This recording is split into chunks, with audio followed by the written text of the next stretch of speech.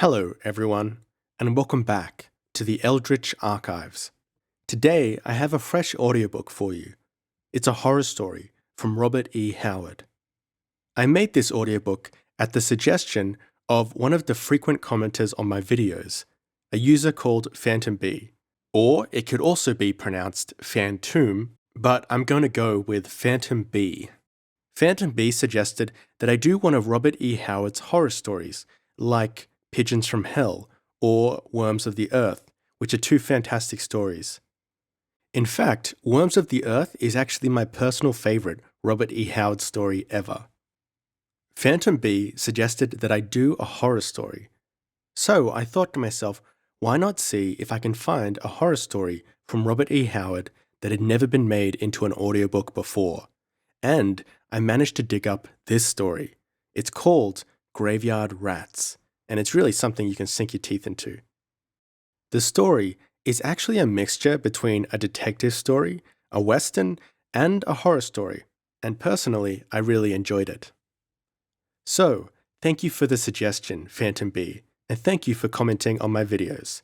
I dedicate this audiobook to you. Now, before we begin, I will say that this audiobook has a few different accents in it. Firstly, there is a general American accent that I do, and also a Southern accent. Now, I'm not an expert at doing these, I'm making my best effort, but I think the Southern accent is a little bit off. So, for any Southerners who are listening, I hope that you can still enjoy the audiobook, despite my slightly off-kilter accent. Anyway, without further ado, here is the audiobook for today.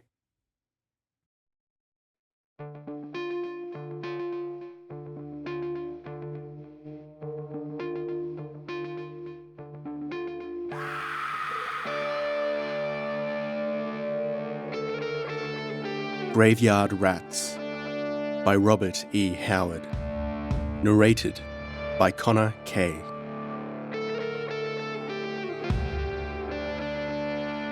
Chapter 1. The Head from the Grave.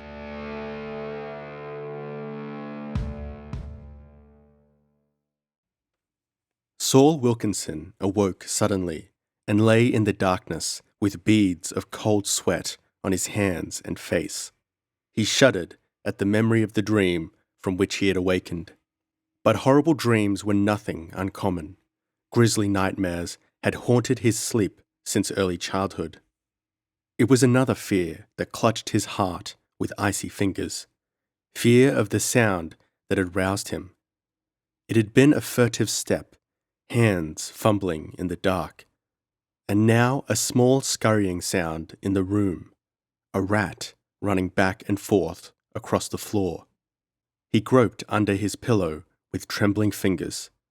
The house was still, but imagination peopled its darkness with shapes of horror. But it was not all imagination. A faint stir of air told him the door that gave on the broad hallway was open. He knew he had closed that door before he went to bed, and he knew it was not one of his brothers who had come so subtly to his room. In that fear-tense, hate-haunted household, no man came by night to his brother's room without first making himself known. This was especially the case since an old feud had claimed the eldest brother 4 days since. John Wilkinson, shot down in the streets of the little hill country town by Joel Middleton, who had escaped into the post-oak grown hills, swearing still greater vengeance against the Wilkinsons. All this flashed through Saul's mind as he drew the revolver from under his pillow. As he slid out of bed, the creak of the springs brought his heart into his throat, and he crouched there for a moment, holding his breath and straining his eyes into the darkness. Richard was sleeping upstairs, and so was Harrison, the city detective Peter had brought out to hunt down Joel Middleton. Peter's room was on the ground floor, but in another wing.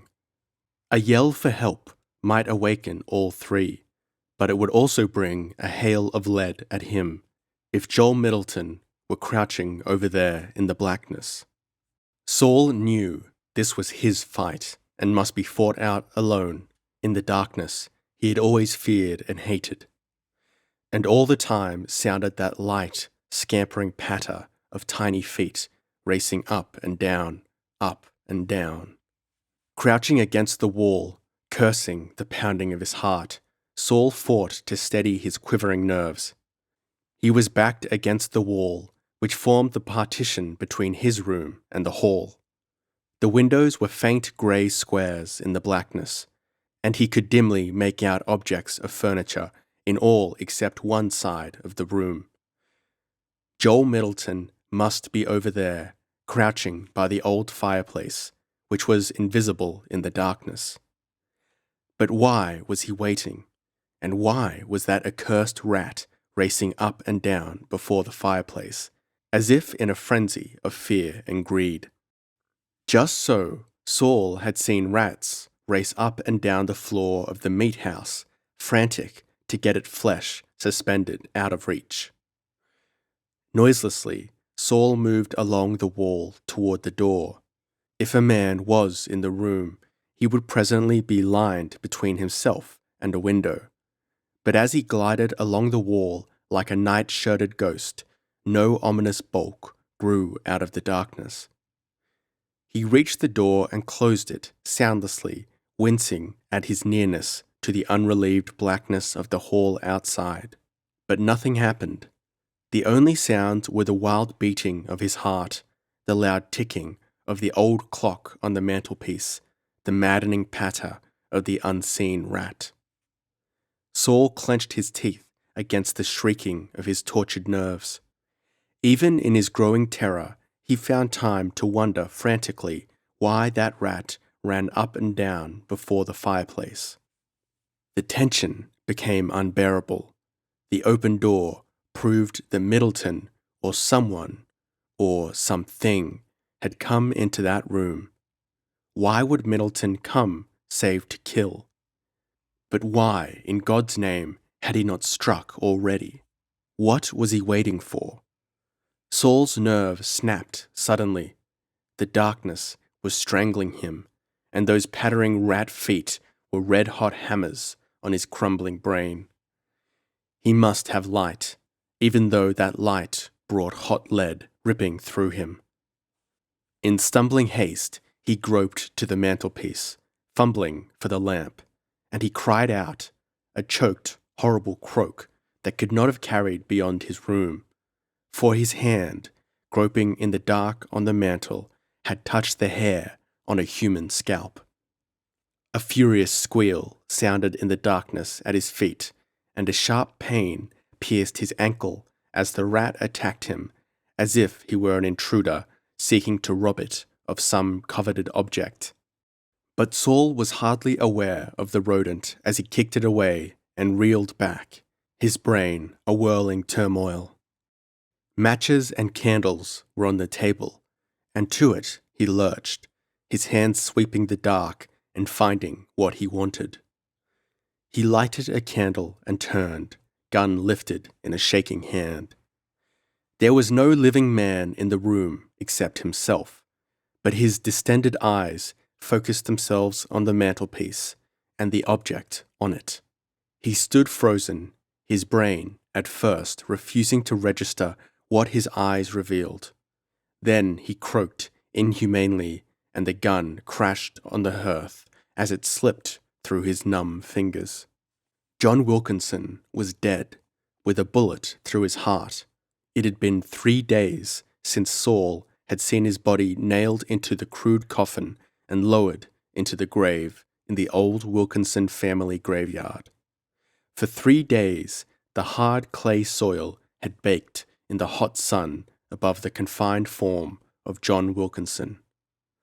Yet from the mantel, John Wilkinson's face leered at him, white and cold and dead. It was no nightmare, no dream of madness. There, on the mantelpiece, rested John Wilkinson's severed head. And before the fireplace, up and down, scampered a creature with red eyes that squeaked and squealed, a great grey rat, maddened by its failure to reach the flesh its ghoulish hunger craved. Saul Wilkinson began to laugh, horrible, soul-shaking shrieks that mingled with the squealing of the grey ghoul. Saul's body rocked to and fro, and the laughter turned to insane weeping that gave way, in turn, to hideous screams that echoed through the old house and brought the sleepers out of their sleep. They were the screams of a madman. The horror of what he had seen had blasted Saul Wilkinson's reason like a blown-out candle flame. Chapter 2. Madman's Hate. It was those screams which roused Steve Harrison, sleeping in an upstairs chamber. Before he was fully awake, he was on his way down the unlighted stairs, pistol in one hand and flashlight in the other. Down in the hallway, he saw light streaming from under a closed door and made for it. But another was before him. Just as Harrison reached the landing, he saw a figure rushing across the hall and flashed his beam on it. It was Peter Wilkinson, tall and gaunt, with a poker in his hand. He yelled something incoherent, threw open the door, and rushed in. Harrison heard him exclaim, "Saul, what's the matter? What are you looking at?" Then a terrible cry. "My God!" The poker clanged on the floor, and then the screams of the maniac rose to a crescendo of fury. It was at this instant that Harrison reached the door and took in the scene with one startled glance. He saw two men in nightshirts grappling in the candlelight, while from the mantel a cold, dead, white face looked blindly down on them, and a grey rat ran in mad circles about their feet. Into that scene of horror and madness, Harrison propelled his powerful, thick-set body. Peter Wilkinson was in sore straits. He had dropped his poker, and now, with blood streaming from a wound in his head, he was vainly striving to tear Saul's lean fingers from his throat. The glare in Saul's eyes told Harrison the man was mad. Crooking one massive arm about the maniac's neck, he tore him loose from his victim with an exertion of sheer strength that not even the abnormal energy of insanity could resist.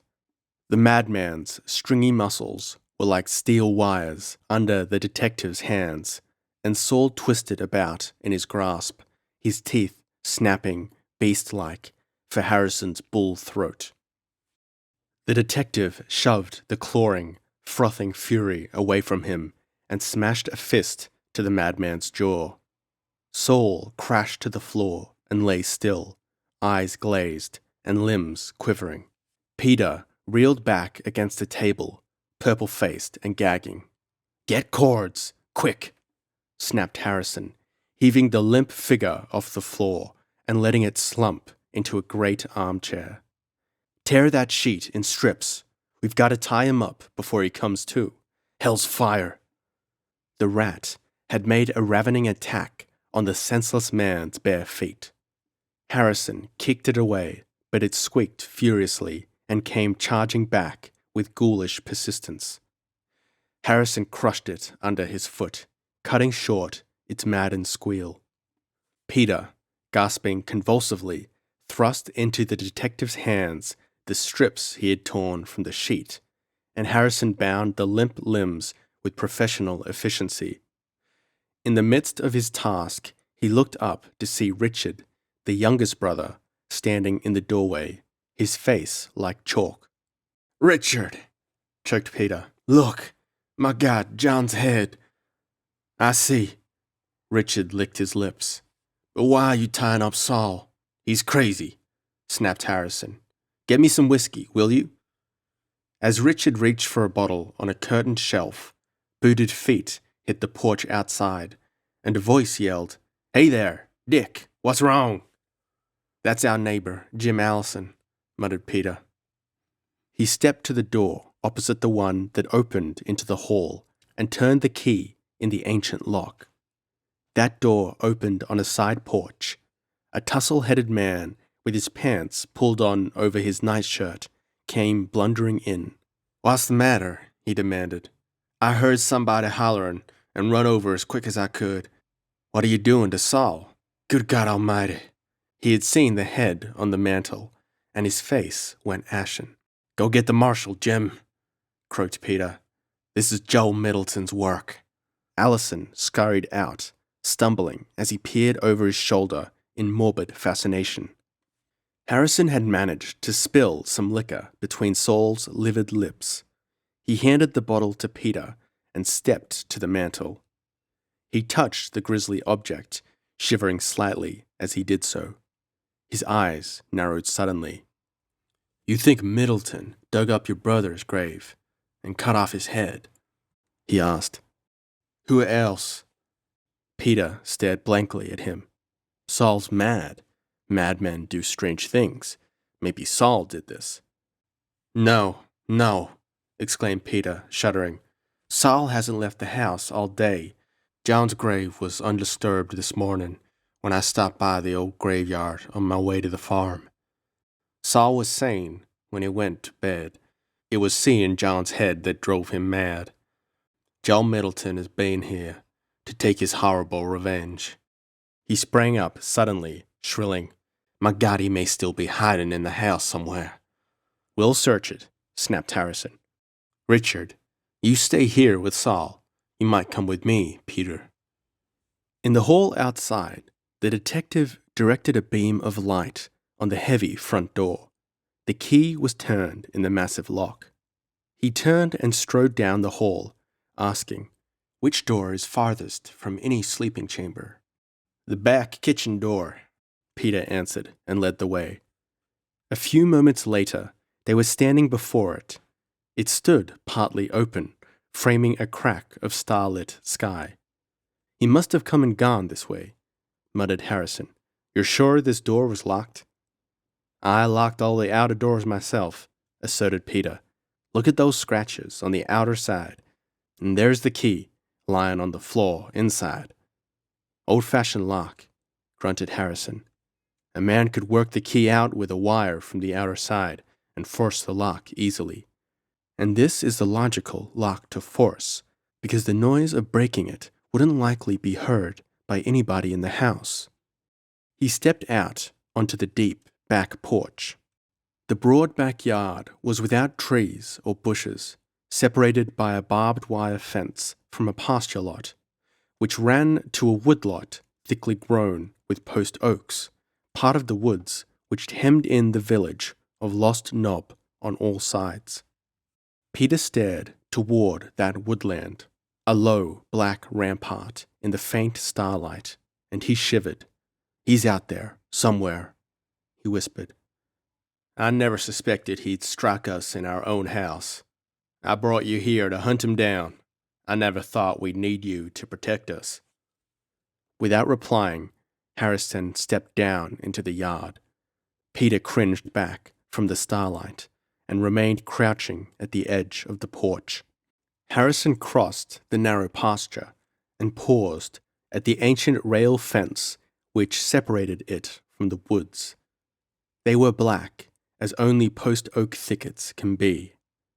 No rustle of leaves, no scrape of branches betrayed a lurking presence.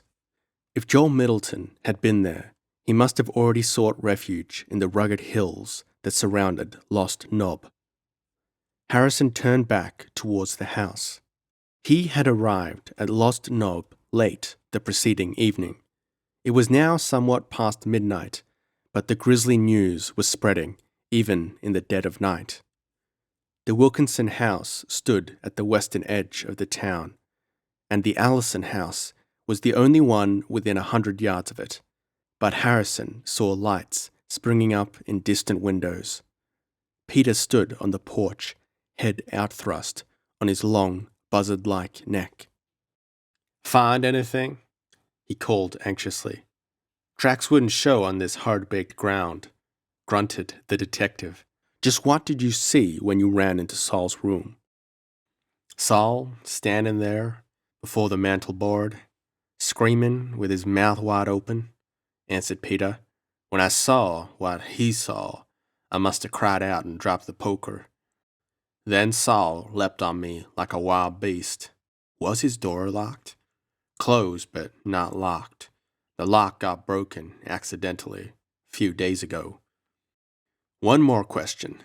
Has Middleton ever been in this house before? Not to my knowledge, replied Peter grimly. Our families have hated each other for 25 years. Joel's the last of his name. Harrison re-entered the house. Allison had returned with the marshal, McVeigh, a tall, taciturn man who plainly resented the detective's presence. Men were gathering on the side porch and in the yard. They talked in low mutters, except for Jim Allison, who was vociferous in his indignation. This finishes Joel Middleton, he proclaimed loudly. Some folks sided with him when he killed John. I wonder what they think now. Digging up a dead man and cutting his head off. That's Injun work. I reckon folks won't wait for no jury to tell them what to do with Joel Middleton. Better catch him before you start lynching him, grunted McVeigh. Peter, I'm taking Saul to the county seat. Peter nodded mutely. Saul was recovering consciousness, but the mad glaze of his eyes was unaltered. Harrison spoke. Suppose we go to Wilkinson Graveyard and see what we can find. We might be able to track Middleton from there. They brought you in here to do the job they didn't think I was good enough to do, snarled McVeigh. All right, go ahead and do it, alone. I'm taking Saul to the county seat. With the aid of his deputies, he lifted the bound maniac and strode out.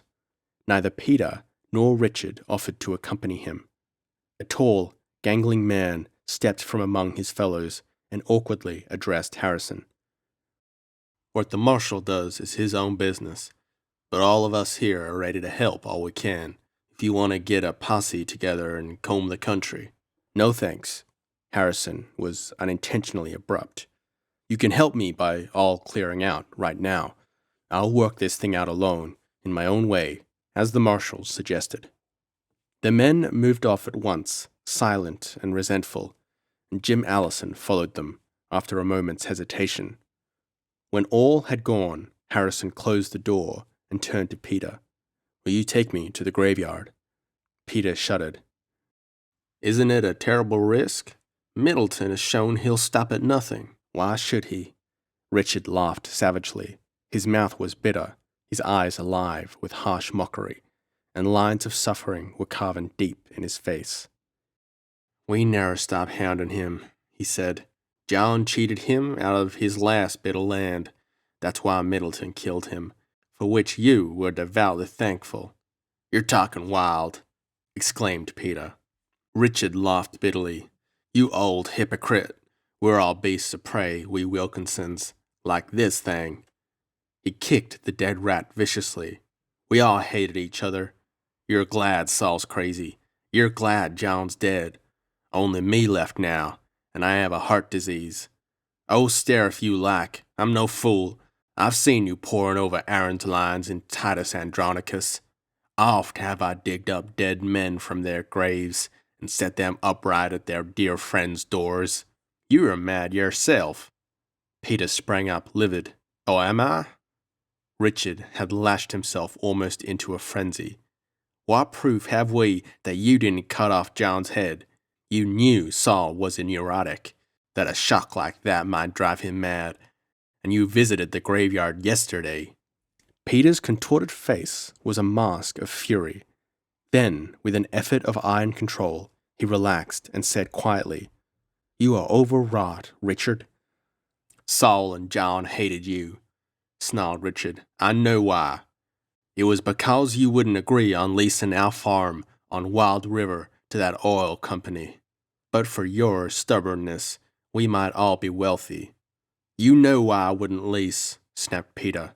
Drilling there would ruin the agricultural value of the land. Certain profit, not a risky gamble like oil. So you say, sneered Richard. But suppose that's just a smokescreen. Suppose you dream of being the sole surviving heir and becoming an oil millionaire all by yourself, with no brothers to share. Harrison broke in. Are we going to chew the rag all night? No. Peter turned his back on his brother. I'll take you to the graveyard. I'd rather face Joe Middleton in the night, listen to the ravings of this lunatic any longer. I'm not going, snarled Richard. Out there in the black night, there's too many chances for you to remove the remaining heir. I'll go and stay the rest of the night with Jim Allison. He opened the door and vanished in the darkness.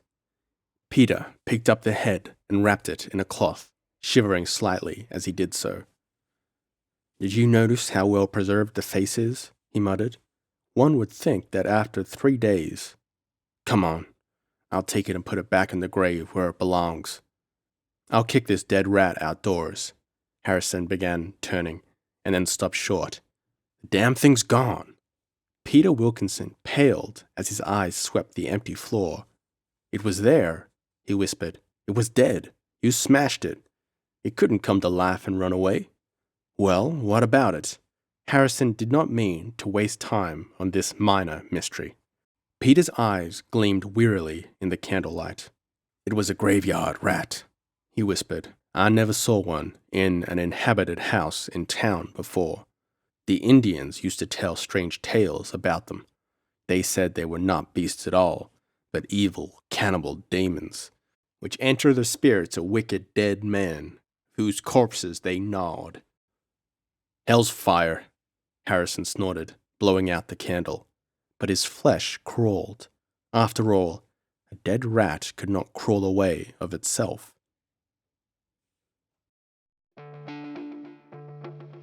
Chapter 3. The Feathered Shadow. Clouds had rolled across the stars. The air was hot and stifling. The narrow, rutty road that wound westward into the hills was atrocious.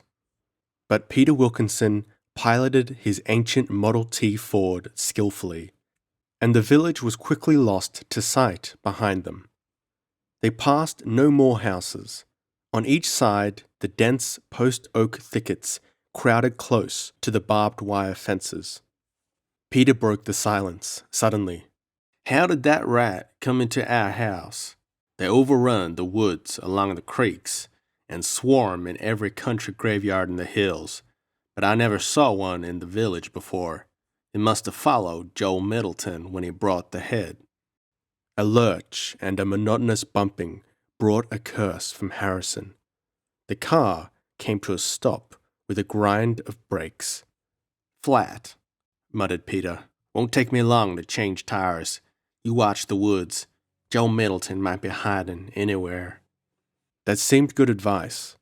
While Peter wrestled with rusty metal and stubborn rubber, Harrison stood between him and the nearest clump of trees, with his hand on his revolver. The night wind blew fitfully through the leaves, and once he thought he caught the gleam of tiny eyes among the stems. That's got it, announced Peter at last, turning to let down the jack. We've wasted enough time. Listen, Harrison started, tensed. Off to the west had sounded a sudden scream of pain or fear. Then there came the impact of racing feet on the hard ground, the crackling of brush, as if someone fled blindly through the bushes within a few hundred yards of the road. In an instant, Harrison was over the fence and running toward the sounds. Help! Help! It was the voice of dire terror. God Almighty, help! This way, yelled Harrison, bursting into an open flat. The unseen fugitive evidently altered his course in response, for the heavy footfalls grew louder, and then there rang out a terrible shriek, and a figure staggered from the bushes on the opposite side of the glade and fell headlong. The dim starlight showed a vague writhing shape with a darker figure on its back.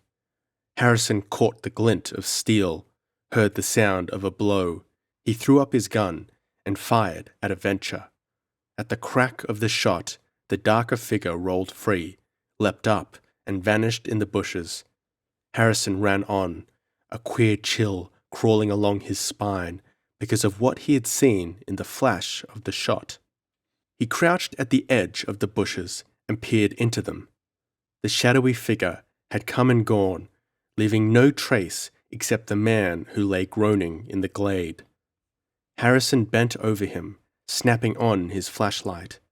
He was an old man, a wild, unkempt figure with matted white hair and beard. That beard was stained with red now, and blood oozed from a deep stab in his back. "Who did this?"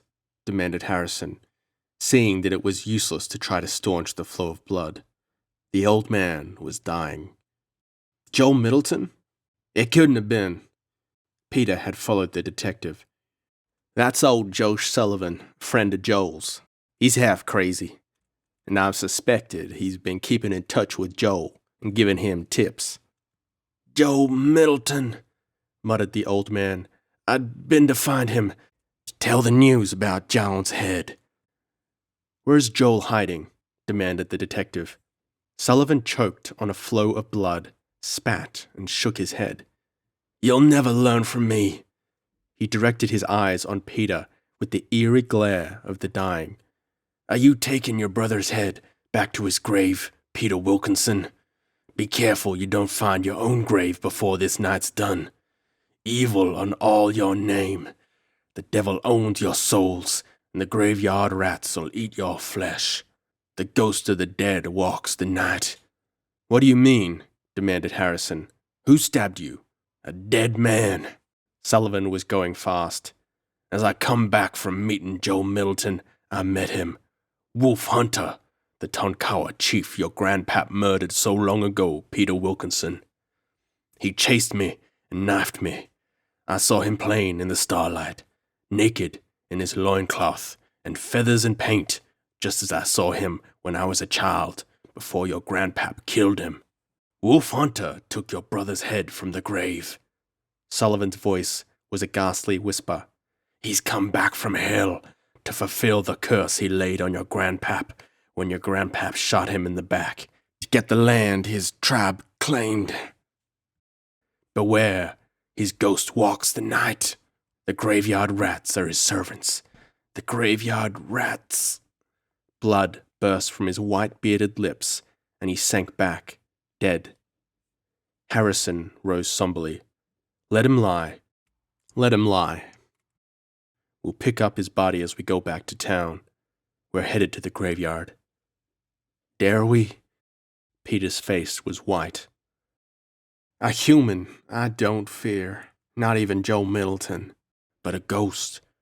"Don't be a fool," snorted Harrison. "Didn't you say the old man was half crazy? But what if Joe Middleton is hiding somewhere near? I'll take care of him." Harrison had an invincible confidence in his own fighting ability. What he did not tell Peter as they returned to the car was that he had a glimpse of the slayer in the flash of his shot. The memory of that glimpse still had the short hair prickling at the base of his skull. That figure had been naked but for a loincloth and moccasins and a headdress of feathers. "Who was Wolf Hunter?" he demanded as they drove on. "A Tonkawa chief," muttered Peter. "He befriended my grandfather, and was later murdered by him, just as Josh said. They say his bones lie in the old graveyard to this day." Peter lapsed into silence, seemingly a prey of morbid broodings. Some 4 miles from town, the road wound past a dim clearing. That was the Wilkinson graveyard. A rusty barbed wire fence surrounded a cluster of graves whose white headstones leaned at crazy angles. Weeds grew thick, straggling over the low mounds. The post oaks crowded close on all sides, and the road wound through them, past the sagging gate. Across the tops of the trees, nearly half a mile to the west, there was visible a shapeless bulk which Harrison knew was the roof of a house. The old Wilkinson farmhouse. Peter answered in reply to his question. "I was born there, and so were my brothers. Nobody's lived in it since we moved to town 10 years ago." Peter's nerves were taut. He glanced fearfully at the black woods around him, and his hands trembled as he lighted a lantern he took from the car. He winced as he packed up the round cloth-wrapped object that lay on the back seat.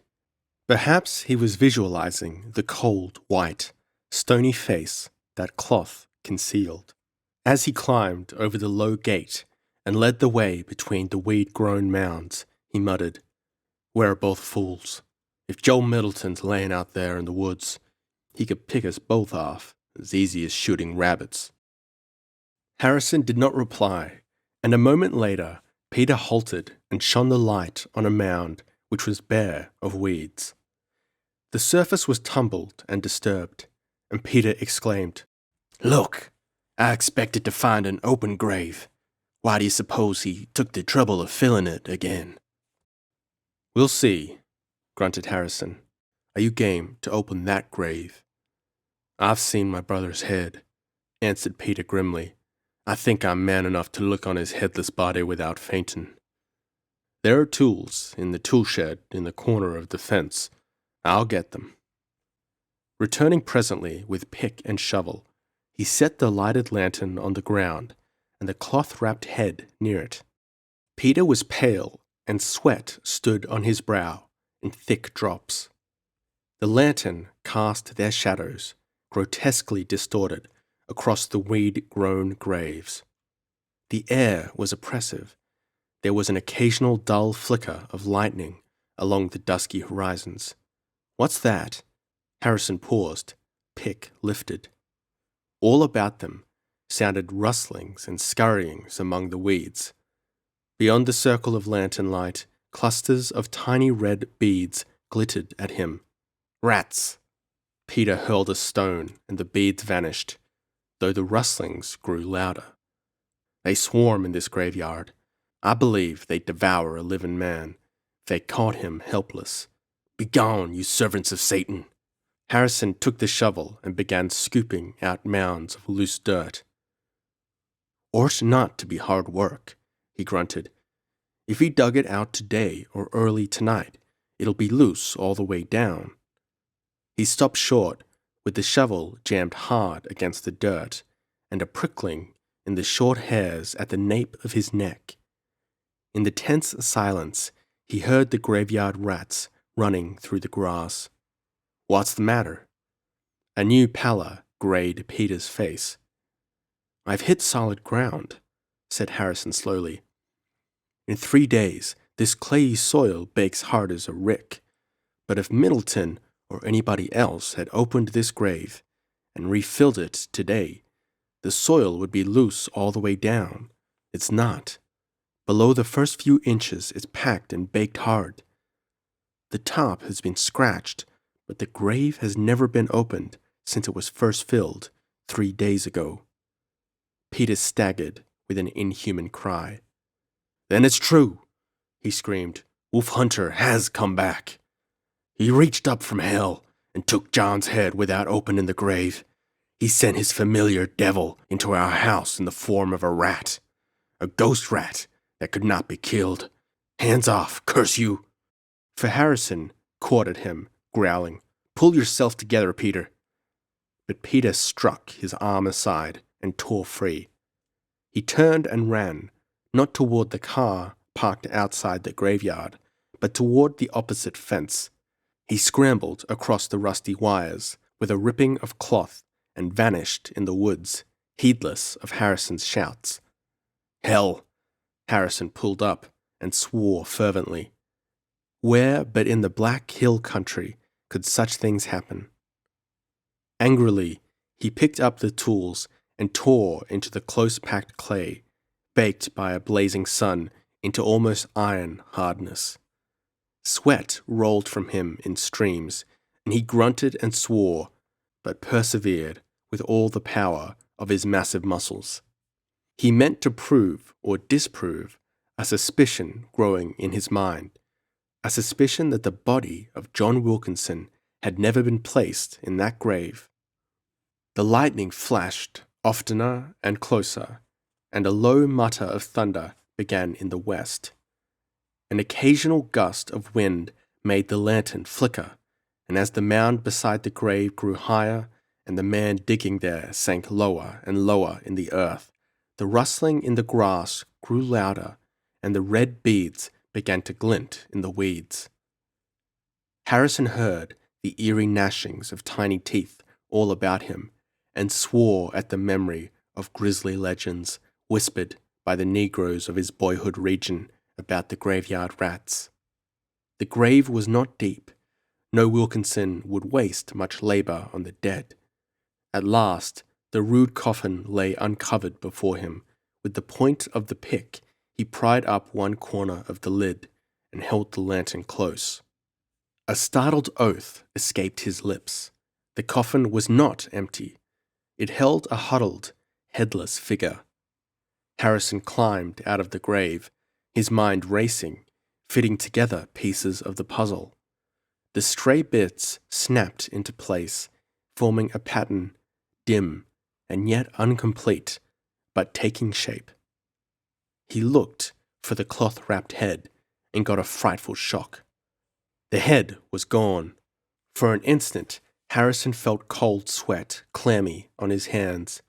Then he heard a clamorous squeaking, the gnashing of tiny fangs. He caught up the lantern and shone the light about. In its reflection, he saw a white blotch on the grass near a straggling clump of bushes that had invaded the clearing. It was the cloth in which the head had been wrapped. Beyond that, a black, squirming mound heaved and tumbled with nauseous life. With an oath of horror, he leapt forward, striking and kicking. The graveyard rats abandoned the head with rasping squeaks, scattering before him like darting black shadows, and Harrison shuddered. It was no face that stared up at him in the lantern light, but a white, grinning skull, to which clung only shreds of gnawed flesh. While the detective burrowed into John Wilkinson's grave, the graveyard rats had torn the flesh from John Wilkinson's head. Harrison stooped and picked up the hideous thing, now triply hideous. He wrapped it in the cloth, and as he straightened, something like fright took hold of him. He was ringed in on all sides by a solid circle of gleaming red sparks that shone from the grass. Held back by their fear, the graveyard rats surrounded him, squealing their hate. Demons, the Negroes called them, and in that moment Harrison was ready to agree. They gave back before him as he turned toward the grave, and he did not see the dark figure that slunk from the bushes behind him. The thunder boomed out, drowning even the squeaking of the rats, but he heard the swift footfall behind him an instant before the blow was struck. He whirled, drawing his gun, dropping the head, but just as he whirled, something like a louder clap of thunder exploded in his head, with a shower of sparks before his eyes. As he reeled backwards, he fired blindly and cried out as the flash showed him a horrific, half-naked, painted, feathered figure crouching with a tomahawk uplifted. The open grave was behind Harrison as he fell. Down into the grave he toppled, and his head struck the edge of the coffin with a sickening impact. His powerful body went limp, and like darting shadows from every side raced the graveyard rats, hurling themselves into the grave in a frenzy of hunger and bloodlust. Chapter 4. Rats in Hell. It seemed to Harrison's stunned brain that he lay in blackness on the darkened floors of hell, a blackness lit by darts of flame from the eternal fires. The triumphant shriek of demons was in his ears as they stabbed him with red-hot skewers. He saw them now, dancing monstrosities with pointed noses, twitching ears, red eyes, and gleaming teeth. A sharp pain knifed through his flesh. And suddenly the mists cleared. He lay, not on the floor of hell, but on a coffin in the bottom of a grave. The fires were lightning flashes from the black sky, and the demons were rats that swarmed over him, slashing with razor-sharp teeth. Harrison yelled and heaved convulsively, and at that moment the rats gave back in alarm, but they did not leave the grave. They massed solidly along the walls, their eyes glittering redly. Harrison knew he could have been senseless only a few seconds. Otherwise, these grey ghouls would have already stripped the living flesh from his bones, as they had ripped the dead flesh from the head of the man on whose coffin he lay. Already his body was stinging in a score of places, and his clothing was damp with his own blood. Cursing, he started to rise, and a chill of panic shot through him. Falling, his left arm had been jammed into the partly open coffin, and the weight of his body on the lid clamped his hand fast. Harrison fought down a mad wave of terror. He would not withdraw his hand unless he could lift his body from the coffin lid, and the imprisonment of his hand held him prostrate there. Trapped in a murdered man's grave, his hand locked in the coffin of a headless corpse, with 1,000 grey ghoul rats ready to tear the flesh from his living frame. As if sensing his helplessness, the rats swarmed upon him. Harrison fought for his life, like a man in a nightmare. He kicked, he yelled, he cursed, he smote them with the heavy six-shooter he still clutched in his hand. Their fangs tore at him, ripping cloth and flesh. Their acrid scent nauseated him. They almost covered him with their squirming, writhing bodies. He beat them back, smashed and crushed them with blows of his six-shooter barrel. The living cannibals fell on their dead brothers. In a desperation, he twisted half over and jammed the muzzle of his gun against the coffin lid. At the flash of fire and the deafening report, the rats scurried in all directions. Again and again, he pulled the trigger until the gun was empty. The heavy slugs crashed through the lid, splitting off a great sliver from the edge. Harrison drew his bruised hand from the aperture. Gagging and shaking, he clambered out of the grave and rose groggily to his feet. Blood was clotted in his hair from the gash the ghostly hatchet had made in his scalp, and blood trickled from a score of tooth wounds in his flesh. Lightning played constantly, but the lantern was still shining, but it was not on the ground. It seemed to be suspended in mid-air, and then he was aware that it was held in the hand of a man, a tall man, in a black slicker, whose eyes burned dangerously under his broad hat brim.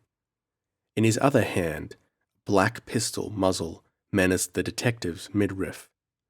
"You must be that damn low-country law Pete Wilkinson brung up here to run me down," growled this man.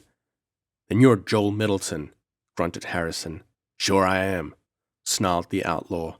"Where's Pete, the old devil?" He got scared and ran off. "Crazy, like Saul, maybe," sneered Middleton. "Well, you tell him I've been saving a slug for his ugly mug a long time, and one for Dick, too." "Why did you come here?"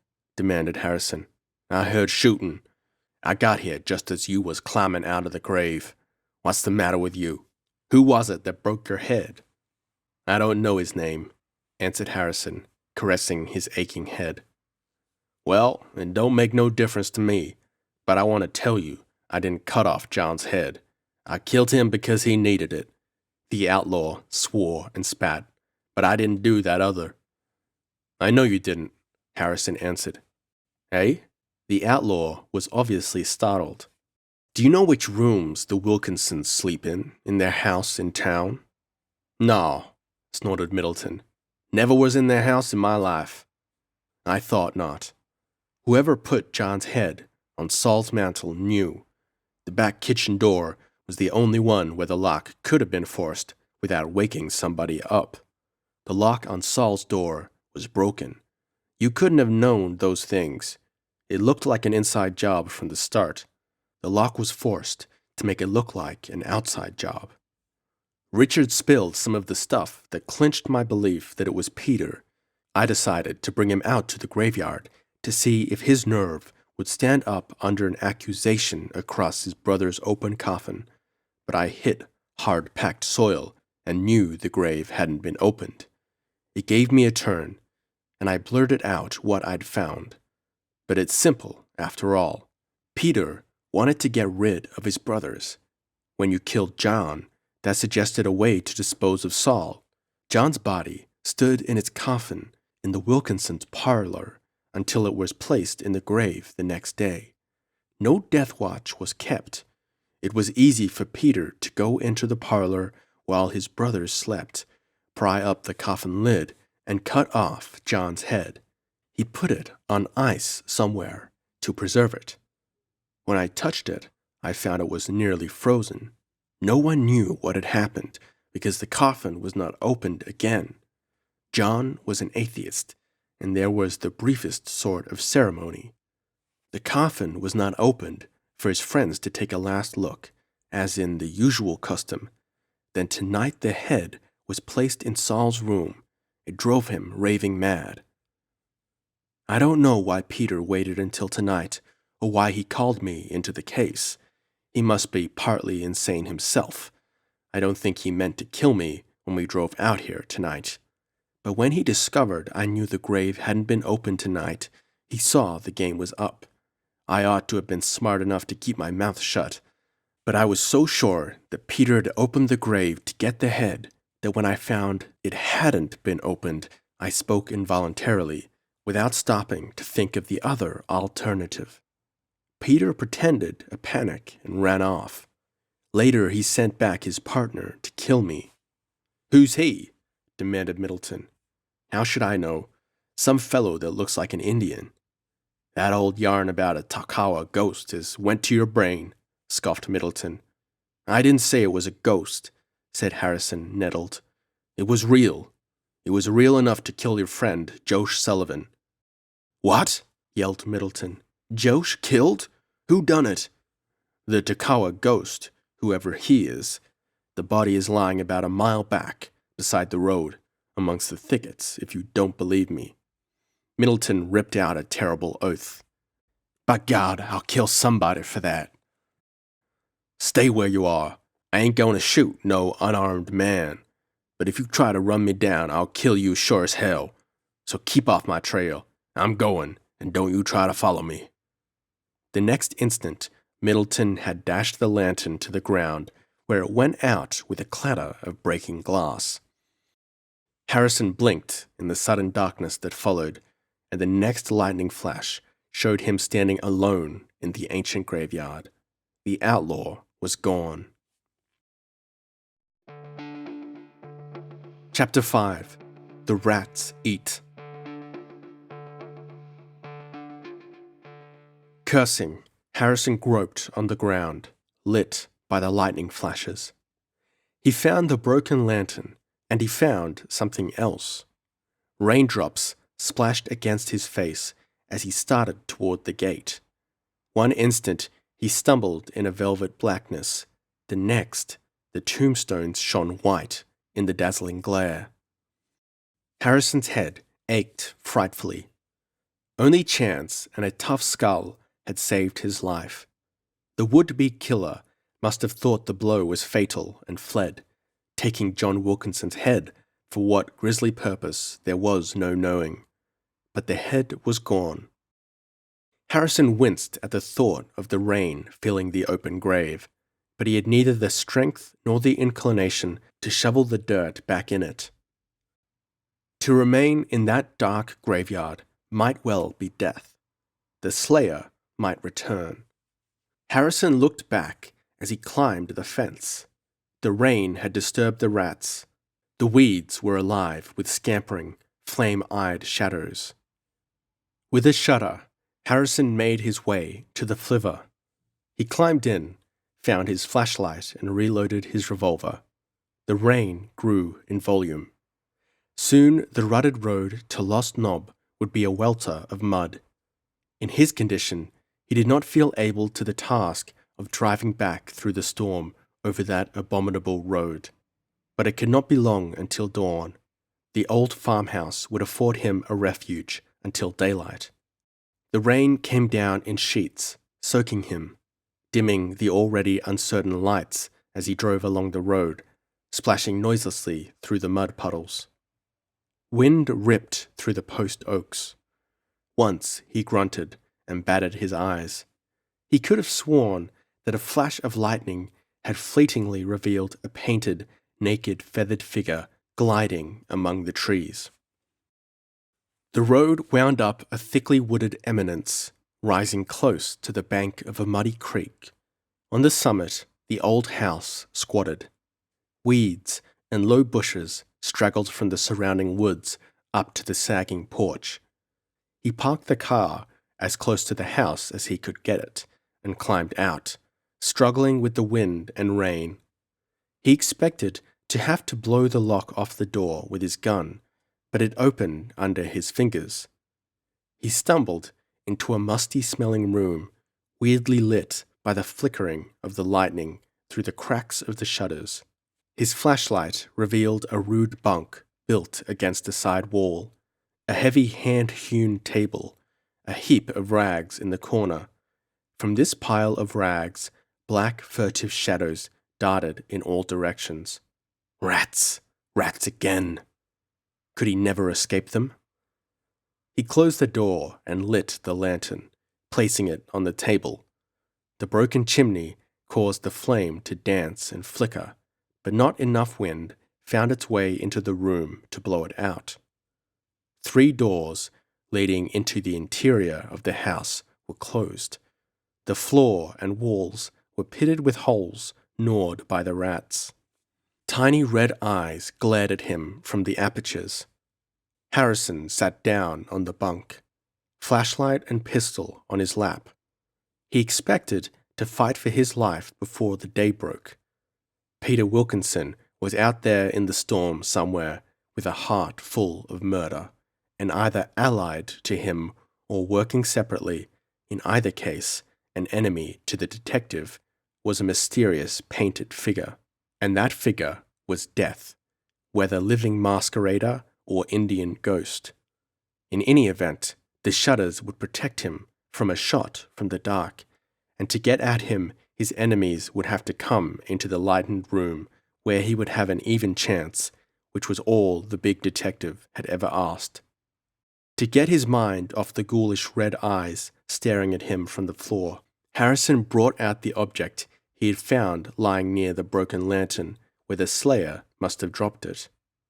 It was a smooth oval of flint, made fast to a handle with rawhide thongs, the Indian tomahawk of an elder generation.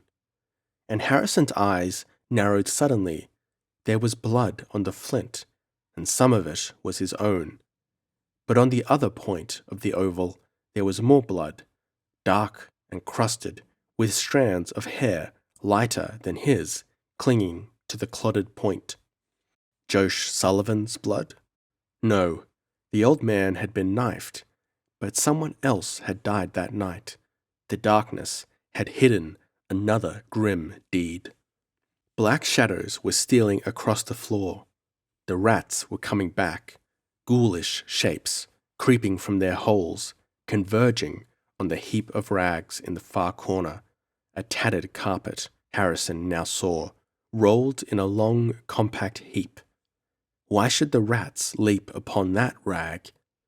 Why should they race up and down along it, squealing and biting at the fabric?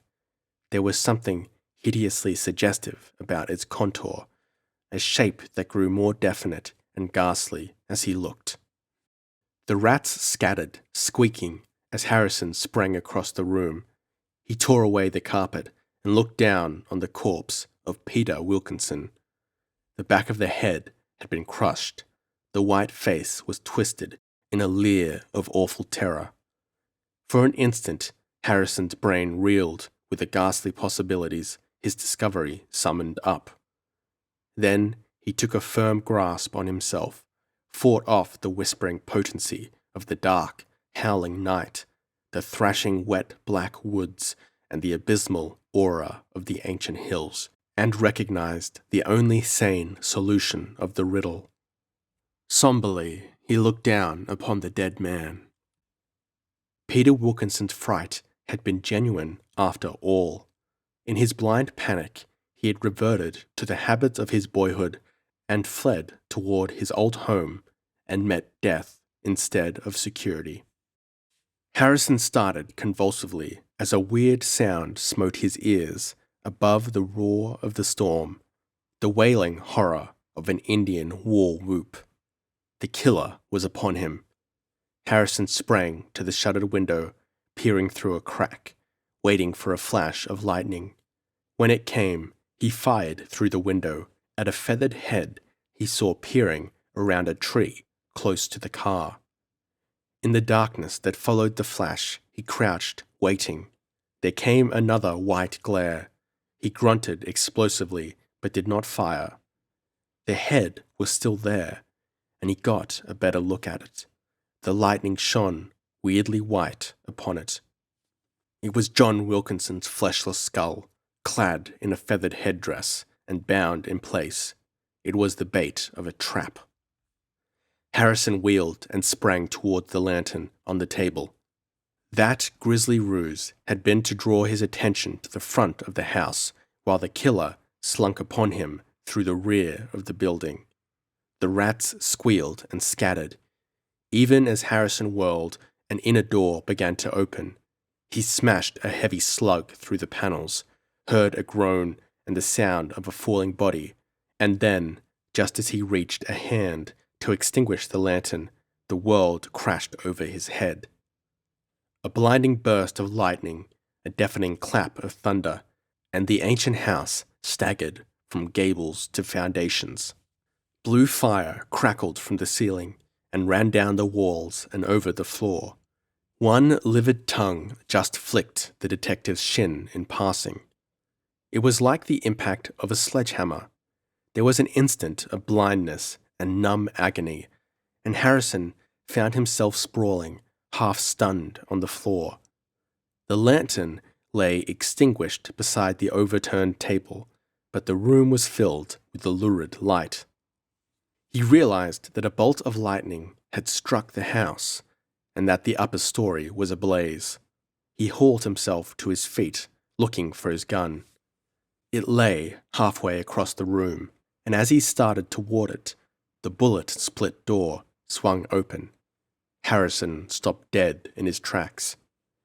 Through the door limped a man, naked, but for a loincloth and moccasins on his feet. A revolver in his hand menaced the detective. Blood, oozing from a wound in his thigh, mingled with the paint with which he had smeared himself. "So it was you who wanted to be the oil millionaire, Richard," said Harrison. The other laughed savagely. "Aye, and I will be. No cursed brothers to share with. Brothers I always hated, damn them. Don't move. You nearly got me when you shot through the door. I'm taking no chances with you. Before I send you to hell, I'll tell you everything. As soon as you and Peter started for the graveyard, I realized my mistake in merely scratching the top of the grave. Knew you'd hit hard clay and know the grave hadn't been opened. I knew then I'd have to kill you, as well as Peter. I took the rat you mashed when neither of you were looking, so its disappearance would play on Peter's superstitions. I rode to the graveyard through the woods on a fast horse. The Indian disguise was one I thought up long ago. What with that rotten road and the flat that delayed you, I got to the graveyard before you and Peter did. On the way, though, I dismounted and stopped to kill that old fool, Joe Sullivan. I was afraid he might see and recognize me. I was watching when you dug into the grave. When Peter got panicky and ran through the woods, I chased him, killed him, and brought his body here to the old house. Then I went back after you.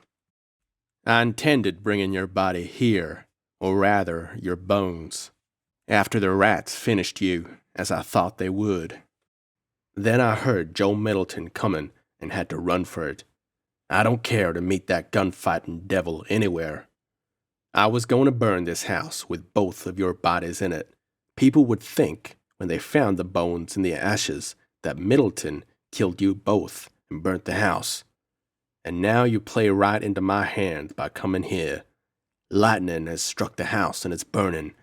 Oh, the gods fight for me tonight. A light of unholy madness played in Richard's eyes, but the pistol muzzle was steady as Harrison stood clenching his great fists helplessly. You'll die here with that fool Peter, raved Richard, with a bullet through your head until your bones are burnt to such a crisp that nobody could tell how you died. Joe Middleton will be shot down by some posse without a chance to talk. Saul will rave out his days in a madhouse, and I, who will be safely sleeping in my house in town before sunup, will live out my allotted years in wealth and honor, never suspected, never. He was sighting along the black barrel, eyes blazing, teeth bared like the fangs of a wolf between painted lips. His finger was curling on the trigger. Harrison crouched tensely, desperately, poised to hurl himself with bare hands at the killer and try to pit his naked strength against hot lead spitting from the black muzzle. Then the door crashed inward behind him, and the lurid glare framed a tall figure in a dripping slicker. An incoherent yell rang to the roof, and the gun in the outlaw's hand roared. Again and again, and yet again it crashed, filling the room with smoke and thunder, and the painted figure jerked to the impact of the tearing lead. Through the smoke, Harrison saw Richard Wilkinson toppling, but he too was firing as he fell. Flames burst through the ceiling, and by their brighter glare, Harrison saw a painted figure writhing on the floor, a taller figure wavering in the doorway. Richard was screaming in agony. Middleton threw his empty gun at Harrison's feet. "Heard the shooting and come," he croaked. "Reckon that settles the feud for good." He toppled, and Harrison caught him in his arms, a lifeless weight. Richard's screams rose to an unbearable pitch. The rats were swarming from their holes. Blood, streaming across the floor, had dripped into their holes, maddening them. Now they burst forth in a ravening horde that heeded not cries or movement or the devouring flames, but only their own fiendish hunger. In a grey-black wave, they swept over the dead man and the dying man. Peter's white face vanished under that wave. Richard's screaming grew thick and muffled. He writhed, half covered by grey, tearing figures who sucked at his gushing blood, tore at his flesh. Harrison retreated through the door, carrying the dead outlaw. Joel Middleton, outlaw and killer, yet deserved a better fate than was befalling his slayer. To save that ghoul, Harrison would not have lifted a finger had it been in his power. It was not. The graveyard rats had claimed their own. Out in the yard, Harrison let his burden fall limply. Above the roar of the flames still rose those awful smothering cries. Through the blazing doorway, he had a glimpse of a horror, a gory figure rearing upright, swaying, enveloped by 100 clinging, tearing shapes. He glimpsed a face that was not a face at all, but a blind, bloody skull mask. Then the awful scene was blotted out as the flaming roof fell with a thundering, ear-rending crash. Sparks showered against the sky. The flames rose as the walls fell in, and Harrison staggered away, dragging the dead man as a storm-wrapped dawn came haggardly over the oak-clad ridges.